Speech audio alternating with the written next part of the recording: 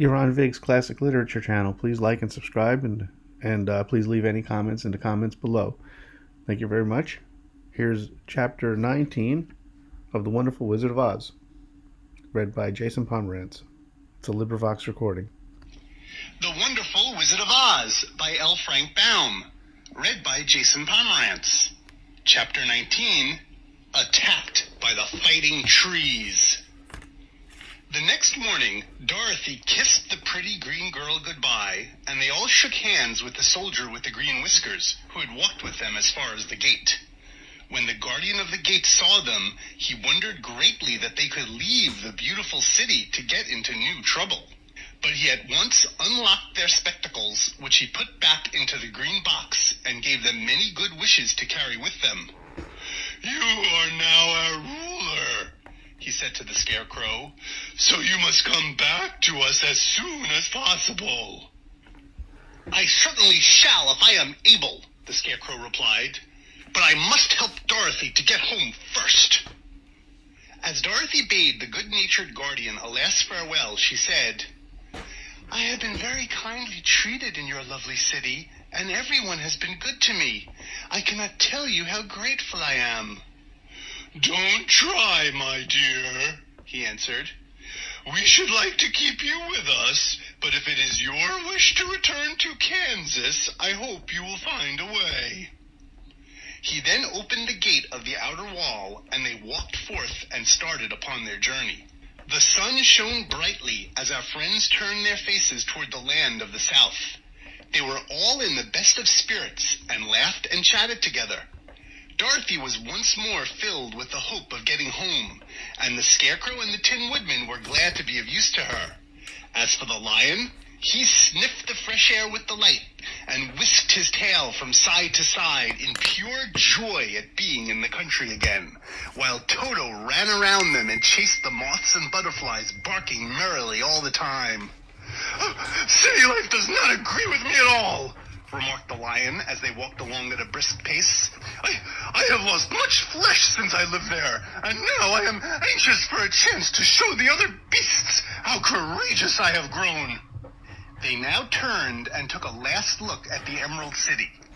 All they could see was a mass of towers and steeples behind the green walls, and high up above everything, the spires and dome of the Palace of Oz. "Oz was not such a bad wizard after all," said the Tin Woodman as he felt his heart rattling around in his breast. "He knew how to give me brains, and very good brains, too," said the Scarecrow. If Oz had taken a dose of the same courage he gave me," added the Lion, "he would have been a brave man." Dorothy said nothing.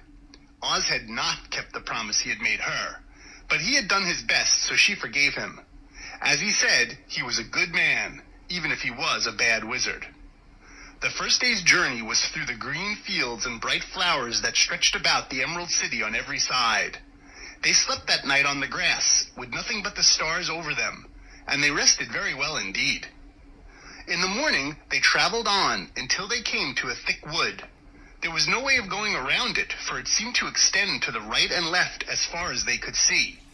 And besides, they did not dare change the direction of their journey for fear of getting lost. So they looked for the place where it would be easiest to get into the forest. The Scarecrow, who was in the lead, finally discovered a big tree with such wide-spreading branches that there was room for the party to pass underneath. So he walked forward to the tree. But just as he came under the first branches, they bent down and twined around him. And the next minute, he was raised from the ground and flung headlong among his fellow travelers. This did not hurt the Scarecrow, but it surprised him, and he looked rather dizzy when Dorothy picked him up. "Here's another space between the trees," called the Lion. "Let me try it first," said the Scarecrow, "for it doesn't hurt me to get thrown about." He walked up to another tree as he spoke, but its branches immediately seized him and tossed him back again. "This is strange," exclaimed Dorothy. "What shall we do?" "The trees seem to have made up their minds to fight us and stop our journey," remarked the Lion. "I believe I will try it myself," said the Woodman. And shouldering his axe, he marched up to the first tree that had handled the Scarecrow so roughly. When a big branch bent down to seize him, the Woodman chopped at it so fiercely that he cut it in two. At once the tree began shaking all its branches, as if in pain, and the Tin Woodman passed safely under it. "Come on," he shouted to the others. "Be quick."